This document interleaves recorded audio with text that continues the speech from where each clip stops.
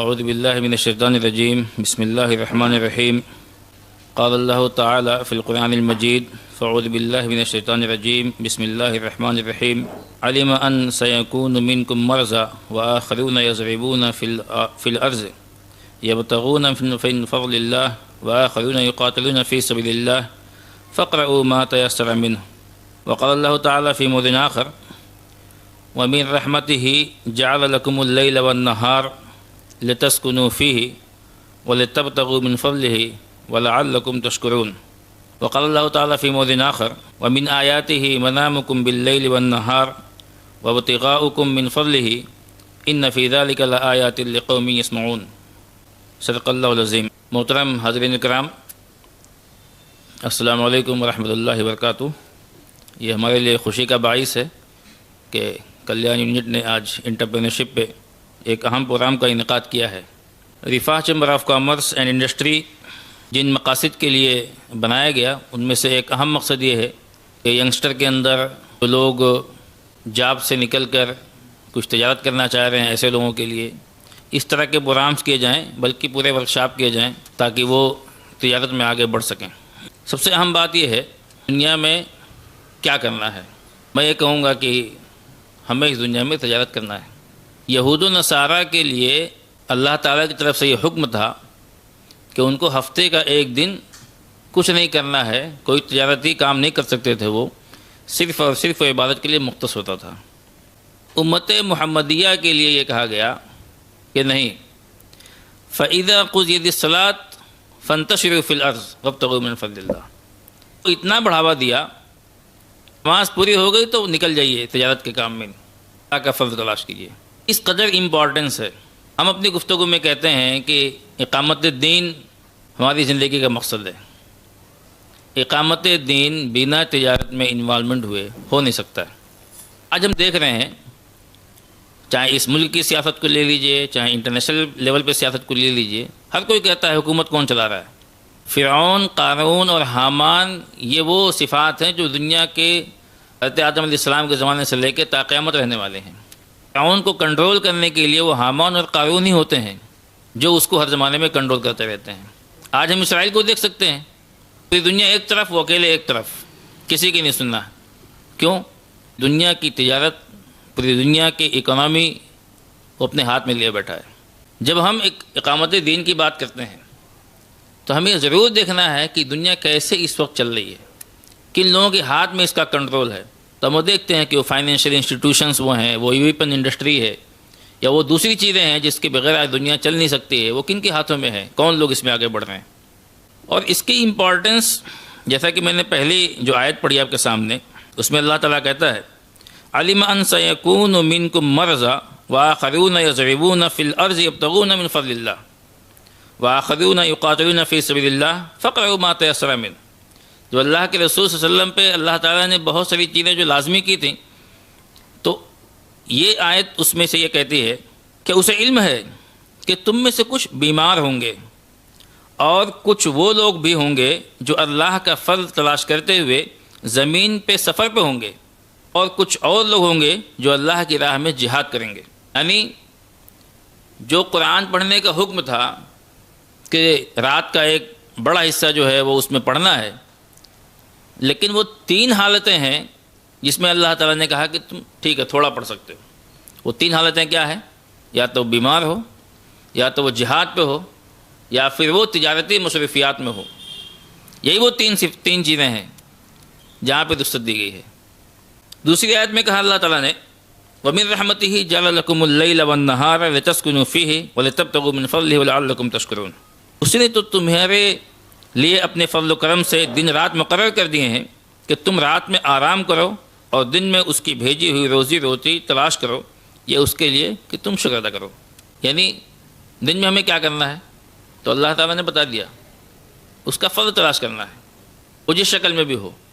اسی طرح سے دوسری آیت میں کہا وَمِنْ آیَاتِهِ مَنَامُكُمْ بِاللَّيْلِ وَالنَّهَارِ وَابْتِغَاؤُكُمْ مِنْ فَضْلِهِ إِنَّ ذَلِكَ لَآيَاتٍ لِقَوْمٍ يَسْمَعُونَ۔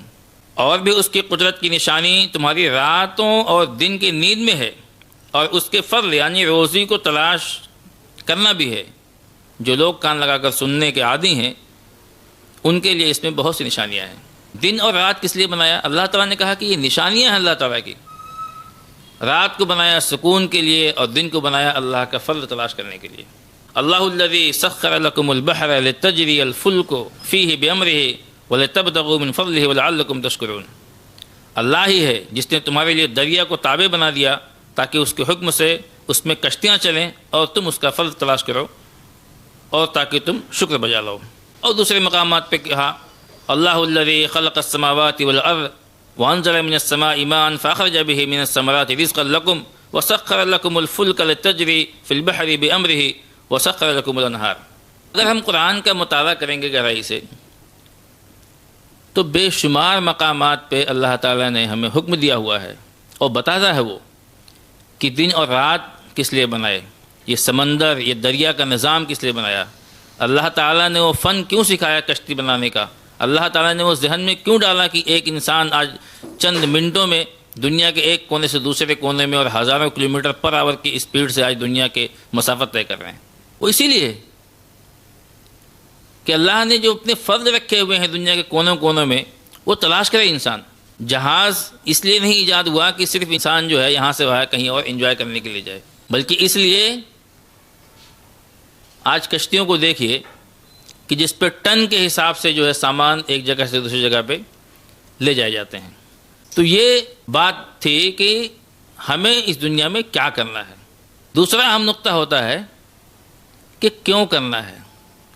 اگر انسان کی زندگی کا کہتے ہیں وائی کلیئر ہو جائے تو ہاؤ اپنے آپ کلیئر ہو جاتا ہے۔ کیوں کرنا ہے؟ یہ قرآن کی وہ آیات تھیں جو میں نے آپ کے سامنے پیش کی کہ اللہ تعالیٰ نے ہمیں اس چیز کا حکم دیا ہے جگہ جگہ پہ۔ انٹرپرینرشپ یہ وہ کام تھا جو ہمیں بہت پہلے سے کرنا چاہیے تھا۔ ابھی ہم آج کل بہت سارے لوگ ڈرامہ سیریل ارطغرل غازی اور عثمان غازی دیکھے ہوں گے، تو اس میں دیکھیے وہ جگہ جگہ بار بار بولتا ہے کہ ہمیں مارکیٹس ڈیولپ کرنے ہیں، ہمیں بازار بنانے ہیں، ہمیں علماء تیار کرنے ہیں، علماء گروپ تیار کرنا ہے تاکہ ہم یہاں پہ راج کر سکیں۔ ایک کتاب تھی لٹریچر کی، عربی لٹریچر کی، اصل کتاب تو سنسکرت میں تھی، اس کو عربی میں ٹرانسلیشن کیا گیا۔ اس زمانے میں جب دنیا کے تمام بہترین جو علمی سرمایہ تھا جب مسلمانوں نے اس کو کنورٹ کیا عربی میں، تو اس زمانے میں ایک کتاب تھی انڈیا میں لکھی گئی تھی، اس کو عربی میں ٹرانسلیٹ کیا کلیلہ و دمنہ۔ وہ پوری جانوروں پہ کلیلہ و دمنہ دو کریکٹر ہیں اس کتاب کے، وہ بہت پائے کا لٹریچر ہے۔ تو اس میں جو ہے کوا رہتا ہے، وہ تقریر کرتا ہے اپنی عوام کو کھڑا کر کے سامنے، تو کہتا ہے من لا مال لہ لا دین لہ ولا آخرت لہ۔ کہتا ہے جس کے پاس مال نہیں اس کی دنیا بھی جاتی ہے، اس کی آخرت بھی جاتی ہے۔ یعنی انسان کے پاس اگر سرمایہ نہیں ہے تو بہت سارے مسائل سے وہ دوچار ہوتا ہے۔ خالی پیٹ انسان کیا کرے گا؟ لیکن اگر تجارت ہے تو ہم کبھی بھی کسی بھی وقت چلتے پھرتے ہر جگہ پہ دین کا کام کر رہے ہوتے ہیں۔ اور جب آپ تاریخ اٹھا کے دیکھیں گے کہ اسلام کس طرح سے پھیلا تو آپ کو یہی نظر آئے گا کہ وہ تاجر ہی تھے جنہوں نے اس دین کو جو ہے دنیا کے کونے کونے تک پہنچایا، اور وہی وہ ذریعہ ہے۔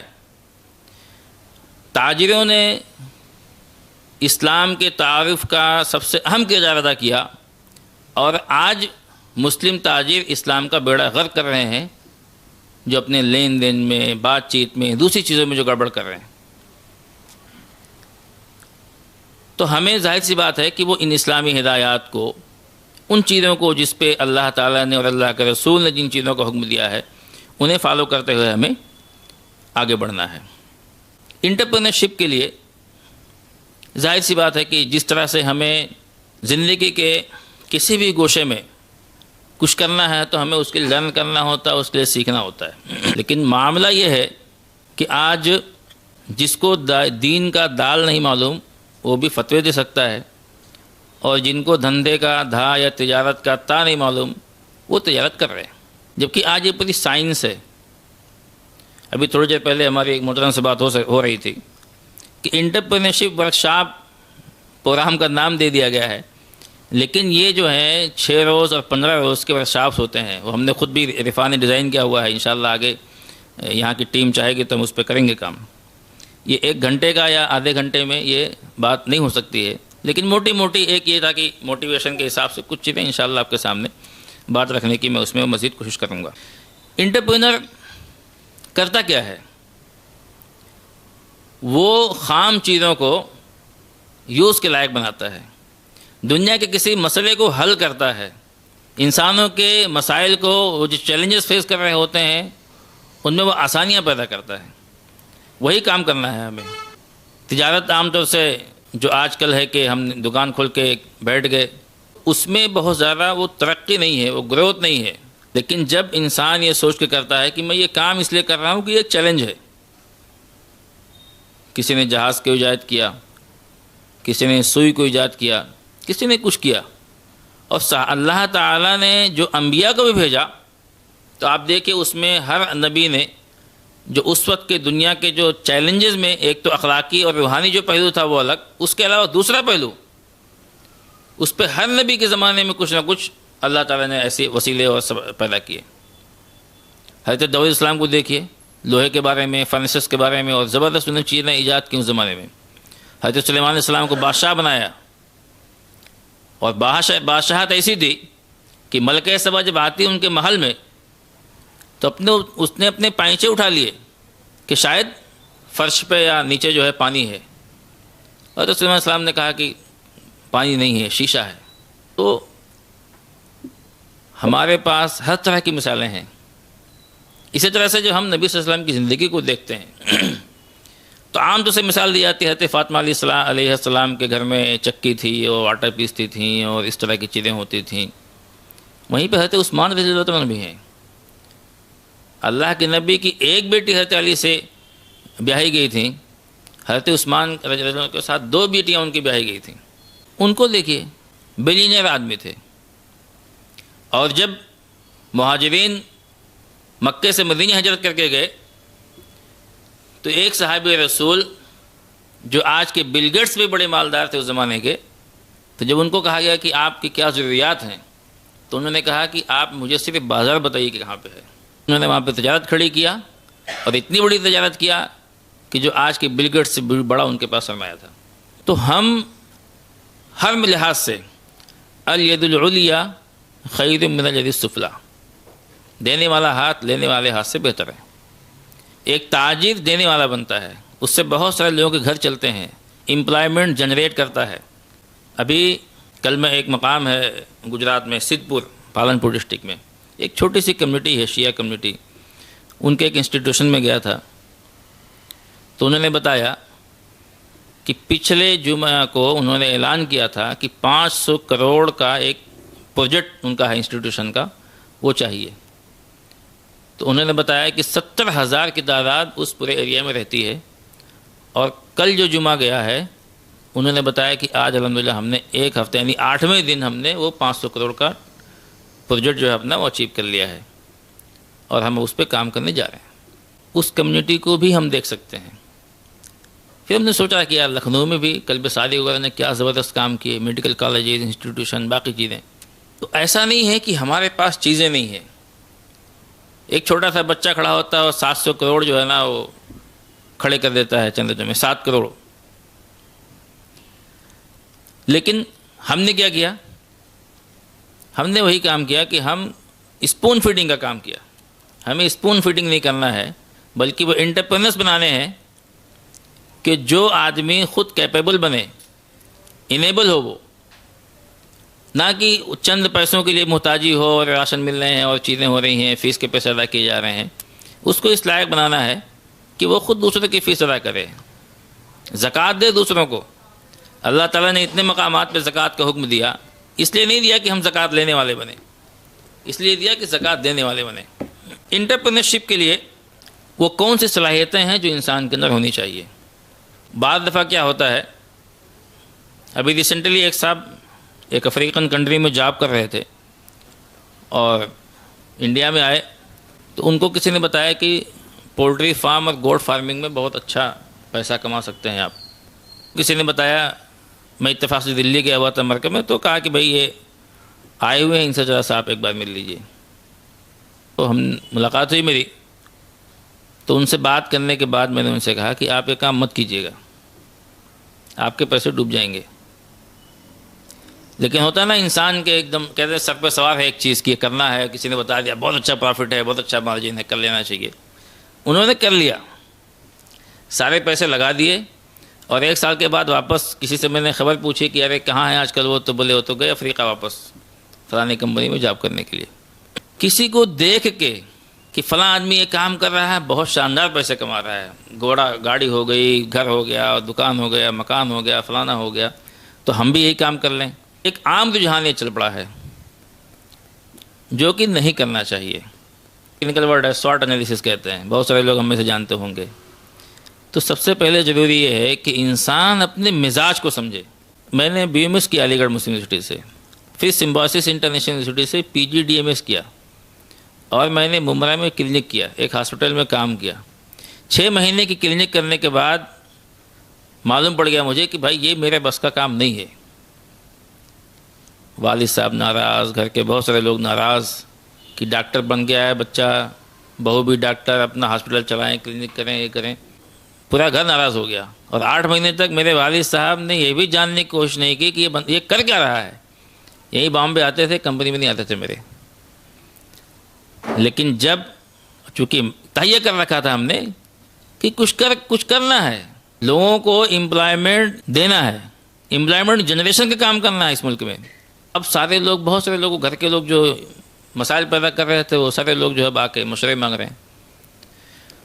تو یہ بہت کلیئر ہونا چاہیے ہمارے دماغ میں کہ یہ کام میں کر سکتا ہوں یا نہیں کر سکتا ہوں. اگر یہ آپ کے سامنے کلیئر نہیں ہے، کسی کے کہنے پہ اور کسی کے مشورے سے یوں ہی یا کسی کو دیکھ کے کیا انسان، تو اس میں اس بات کا خطرہ ہے کہ آگے بڑھ بھی سکتا ہے اور ناکام بھی ہو سکتا ہے. اس لیے جب بھی انسان تجارت کا ارادہ کرے تو سب سے پہلے اس کو ضروری یہ ہے کہ وہ اپنے بارے میں یہ جان لے کہ میں یہ کام کر پاؤں گا کہ نہیں کر پاؤں گا. تعلیم کا تجارت سے کوئی کنیکشن نہیں ہے، البتہ تعلیم جو ہے نا انسان کو شعور دیتی ہے، شعور ڈیولپ ہوتا ہے. ایک SIO کے یونٹ پریزیڈنٹ ایک بڑی کمپنی میں انٹرویو کے لیے گئے، تو ان سے ایک سوال کیا گیا. واپس آئے تو بتانے لگے کہ میں نے سلیکٹ ممبر کے بعد جو ایکشن لینے ہوتے ہیں وہی جواب میں نے کمپنی میں دیا اور الحمدللہ کہا یو آر سلیکٹڈ. تو ہم کہیں گے کہ اس کا کیا کرنا، انسان کو شعور ملتا ہے. جس طرح سے ہم تنظیم میں، تحریک میں بہت ساری چیزیں، ہمیں لوگوں کو کیسے مینیج کرنا ہے، ایک ایونٹ کیسے کرنا ہے، چھوٹے موٹے پروگرامز کیسے کرنے ہیں.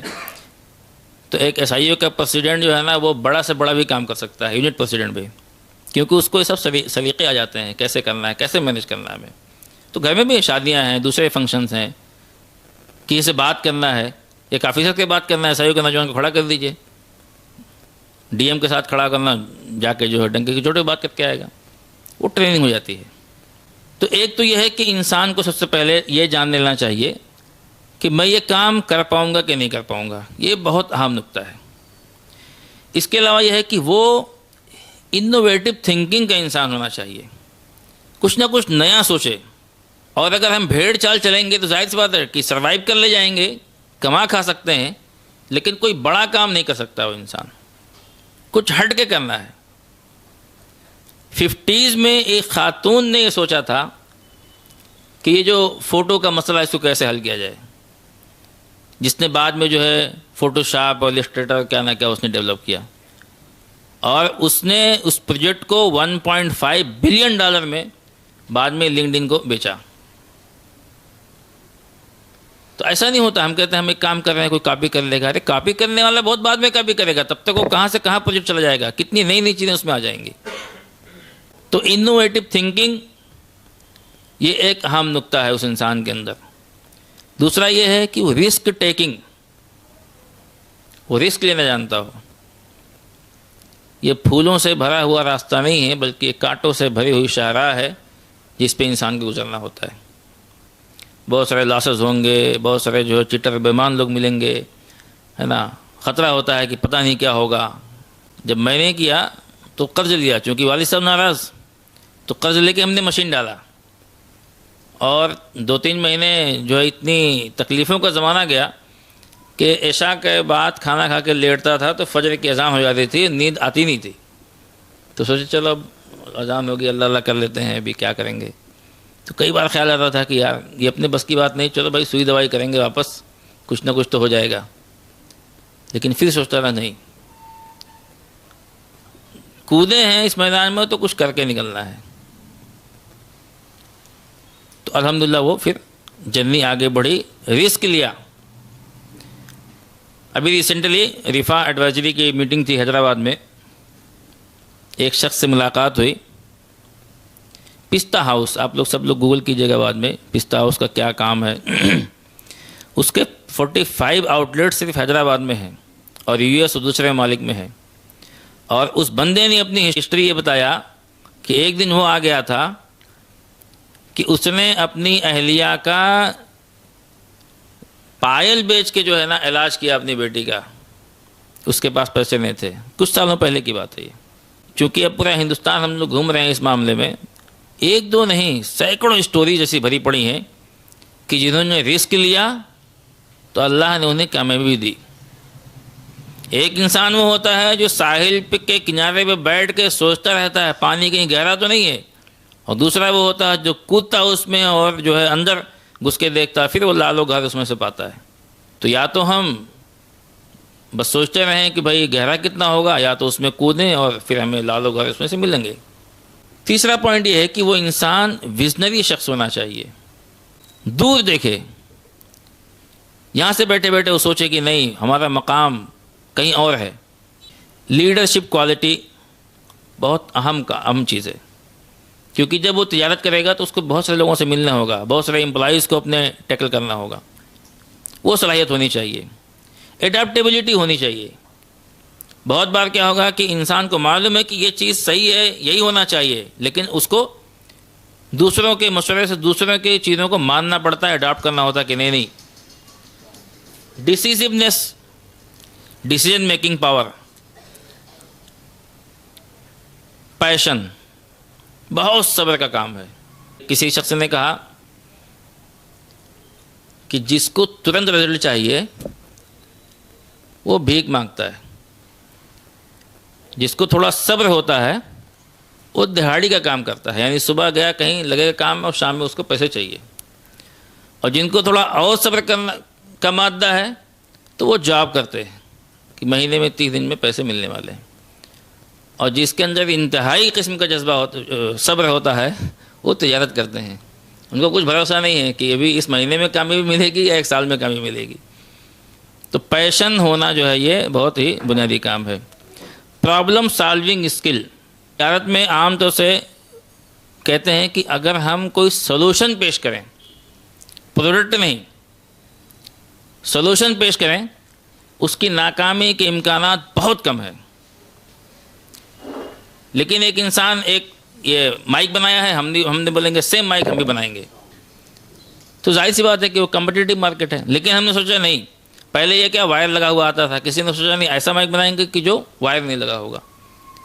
اس کے بعد ایک آدمی آیا نہیں، اس میں بہت سارے مسئلے پیدا ہوتے ہیں تو کالر مائک آ گیا، یا کچھ ہٹ کے چیزیں کہ اس کی ضرورت نہ پیش آئے.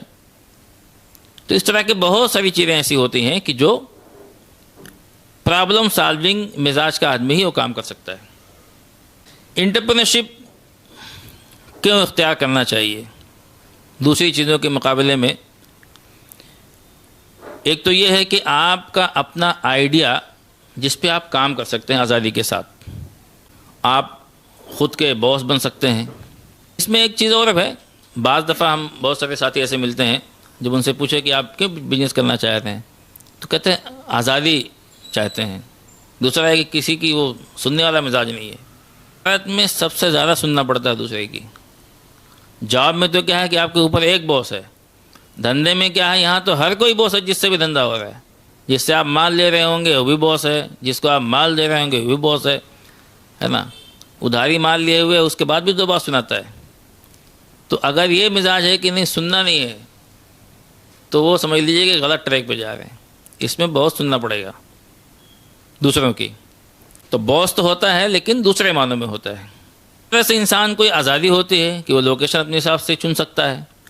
جاب میں بعض دفعہ کیا ہوتا ہے آپ بہت کچھ سیٹل ہے لیکن انسان پھر ریلوکیٹ ہونا پڑتا ہے. اس میں آپ کو ریلوکیٹ ہونے کی تب نوبت آئے گی جب آپ کچھ بڑا یا بڑے انداز میں بڑی چیزوں کو سوچیں گے. ادروائز جہاں انسان چاہتا ہے وہاں سے اپنی بزنس وہاں پہ تجارت کھڑی کر سکتا ہے. اسی طرح سے ایک دوسری چیزوں میں لمیٹیشنز ہیں. بزنس میں کوئی لمٹ نہیں ہے. آپ ایک کمپنی سے 2, 2 سے 5, 5 سے 8 جتنی چاہیں. اسی طرح سے ایک آدمی سے 2, 2 سے 100, 200, 500, 1000 امپلائمنٹ جتنا بھی بڑھانا چاہیں بڑھاتے ہوئے چلے جائیں. اور ایسے بہت ساری کمپنیاں ہیں. 30 کروڑ کی کمپنی سال بھر کے بعد 100 کروڑ کی ہو جاتی ہے. 100 کروڑ کی کمپنی 3 سالوں میں 1000 کروڑ کی ہو جاتی ہے. 2000 کروڑ کی کمپنی 4 سالوں کے اندر 3000 کروڑ کی کمپنی ہو گئی. تو مواقع بے شمار ہیں, اپارچونیٹی بے شمار ہیں. تو اس میں کوئی لمٹ نہیں ہے کہ آدمی کس لیول تک جا سکتا ہے. اسی طرح سے انسان بزنس کو ایک فیملی ایسٹ بنا سکتا ہے اپنی. آپ جاب کر رہے ہیں تو ظاہر سی بات ہے کہ آپ خود تک محدود ہیں, لیکن جب انسان ایک بزنس کھڑا کرتا ہے تو آنے والی نسلیں بھی اس سے فائدہ اٹھاتے رہتی ہیں. وہ ایک ایسٹ کی شکل میں ہو جاتا ہے. تو انٹرپرینیورشپ کے یہ کچھ فائدے ہیں. ایک اہم پوائنٹ یہ ہے کہ انسان نے بزنس کو کس طرح سے چوز کرے. تو ظاہر سی بات ہے اس میں ایک چیز یہ دیکھنا چاہیے کہ ہمارا لیول آف کمپٹیشن کیا ہے. اس میں جس چیز میں ہم جانا چاہ رہے ہیں, جس پروڈکٹ میں جانا چاہ رہے ہیں, جس سروس میں جانا چاہ رہے ہیں, وہاں پہ کمپٹیشن کتنا ہے. دوسرا اہم پوائنٹ ہے پروفیٹیبلٹی کیا ہے. اگر کوئی یہ کہے کہ میں فائدہ یا پیسے کمانے کے لیے بزنس نہیں کر رہا ہوں تو اس کو بزنس نہیں کرنا چاہیے. تجارت کرنا ہی ہے پیسہ کمانے کے لیے. یہ خدمت خلق کا کام نہیں ہے. پیسے کمائیے, وہ پیسے لگائیے جہاں لگانا ہے. انسٹیٹیوشن کھولیں, ہاسپٹلس کھولیں, ینگسٹر کو انیبل کریں, ان کے لیے اسکل ڈیولپمنٹ کے پروگرام کریں, جو کرنا ہے وہ کریں. لیکن بزنس کرنا ہے تو صرف اور صرف پیسے کمانے کے لیے کرنا ہے. وہ پیسے اللہ کے راستے میں اقامت دین کی خاطر دوسرے کاموں میں لگانا ہے. کیونکہ جو انسان یہ کہتا نہیں میں تو بس ٹائم پاس اور خود کی آزادی ہے, وہ مارکیٹ کو گڑبڑ کرتے ہیں, دوسروں کو نقصان پہنچاتے ہیں, خود بھی نقصان اٹھاتے ہیں, دوسروں کو بھی نقصان پہنچاتے ہیں. اس لیے پروفیٹیبلٹی چیک کرنا چاہیے ہمیشہ کہ مارکیٹ میں اس کا کیا وہ ہے, تاکہ اسی حساب سے آپ چنیں. بعض دفعہ انسان یوں ہی خواب بس ہوا میں سوچتا ہے کہ بہت اچھا مارکیٹ ہے, بہت بڑھیا ہے, اور جب اس انڈسٹری میں گھستے ہیں تو معلوم ہوتا ہے کہ یار اس میں تو بڑے مسئلے ہیں. ابھی میں آج اس پروگرام کے لیے آ رہا تھا تو ایک صاحب کا فون آیا لکھنؤ سے, اور وہ پیٹ جو جانوروں کے کچھ کھانے پینے کی چیزیں, اس کے پاٹ وغیرہ کے کچھ کو لے کے, ایلائٹ کلاس کو لے کے وہ بزنس کرنا انہوں نے شروع کر دیا. بہت سارا کام کر لیا, وہ چیلنج فیس کر رہے ہیں. تو اس پہ بہت ساری باتیں ہوئی, کس جگہ پہ بیٹھے ہوئے ہیں, کس طرح کا مارکیٹ ہے, آپ نے پہلے بھائی دیکھا کہ نہیں دیکھا تھا, بس یوں ہی کود گئے. ایک صاحب بیچ میں ملے تو وہ جھاڑو آتا ہے پلاسٹک کا جو ہینڈل ہوتا ہے پکڑنے کے لیے, تو پہلے اس کا بزنس کرتے تھے وہ. انہوں نے اچانک ایک چھوٹے آئٹم کا ڈائی بنا لیا, یوں ہی کہیں دیکھا لگا تھا بیگ میں تو بنا لیا ڈائی. تو لیکن وہ اس کے پیچھے لگ گئے, کہاں بکے گا, مال بنا لیا, پتہ ہی نہیں کہ بکے گا کہاں پہ. لیکن بہت اچھا بات میں انہوں نے کیا اس میں. تو ایسے بہت ریئر کیسز ہوتے ہیں. اصول یہ ہے کہ انسان اس کے بارے میں پہلے سے جان لے, سمجھ لے. اسی طرح سے آپ کی مزاج, جو میں نے پہلے بات کی, آپ کی زندگی کا گول, اس سے وہ میچ کر رہا ہے کہ نہیں کر رہا ہے. ایک انسان انتہائی نفیس طبیعت کا گھر سے نکلتا ہے تو ایک دم ڈیشنگ میں اور پرفیوم مار کے, اب وہ پولٹری فارم ڈالیں گے, گوڈ فارمنگ ڈالیں گے تو وہ ناکام ہی ہونے والے ہیں. کیونکہ کہتے ہیں جانور کے ساتھ انسان کو جانور بننا پڑتا ہے. اسی لیے کہا گیا کہ آپ اپنے مزاج کو سمجھیں اور اس تجارت کے مزاج کو سمجھیں, پھر اس کو اختیار کریں. اگر وہ مزاج کے ساتھ میچ نہیں کر رہا ہے تو ایسی انڈسٹری میں نہیں جانا چاہیے. اسی طرح سے انسان کی اپنی اسکل ہے, اس کی اپنی اسٹرینتھ ہے, اس کی کوالیفیکیشنس ہیں, ان تمام چیزوں سے وہ میچ ہونا چاہیے, وہی آپ انڈسٹری چوز کریں. لک ایٹ یور پیشنس, ہے نا, مطلب اس کو آپ انجوائے کریں اس کام کو. اگر انسان اس کو انجوائے کرے گا تو ہی وہ کام کر سکتا ہے. بہت بار کیا ہوتا ہے, بہت پہلے ہم نے ایک بلاگ لکھا تھا بھکاری کا صندوق.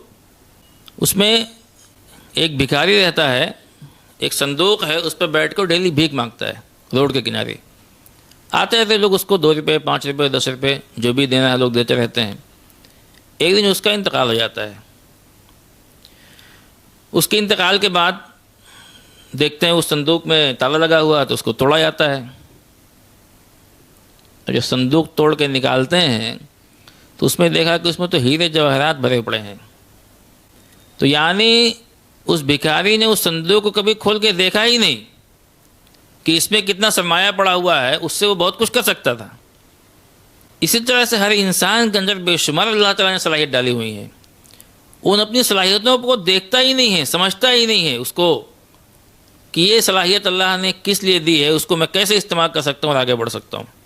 تو ہم اس بھکاری کے صندوق کی طرح خود کی اپنی صلاحیتوں کو اندر دبا کے نہ رکھیں، بلکہ ان کو باہر نکالیں، ان کو سوچیں کہ ہمیں کس طرح سے اس پہ آگے اپنی صلاحیتوں کا استعمال کرنا ہے. اس کے علاوہ بہت ساری چیزیں ہیں کہ انسان جب بزنس کرنا چاہتا ہے تو وہ اپرچونیٹیز کو ریسرچ کرنا ہوتا ہے. اس کے لیے بہت سارے ٹیکنیکس ہوتے ہیں، گروپ کی شکل میں، سروے کی شکل میں، انسٹیٹیوٹس میں اسٹوڈنٹس کے گروپ بنا کے کہ اس کا مارکیٹ کیسا ہے، کس طرح کی چیزیں لوگ پسند کر رہے ہیں، الگ الگ مارکیٹ میں جا کے اس کو ریسرچ کرتے ہیں. ساری چیزیں ہو گئی، پھر انسان کو ایک بزنس پلان تیار کرنا ہوتا ہے کہ میں جو بزنس کرنے جا رہا ہوں اس کے لیے کتنا سرمایہ لگنے والا ہے، کتنے لوگ لگنے والے ہیں، کس طرح کا انفراسٹرکچر کی ضرورت ہے، مشینری کی ضرورت ہے یا نہیں ہے. یہ تمام چیزیں کرنے کے بعد پھر اس پہ آتے ہیں کہ ہمیں اس کو لیگل وے میں، گورنمنٹ کے بہت سارے ڈاکومنٹیشن ہوتے ہیں، اس میں کیسے کرنا ہے.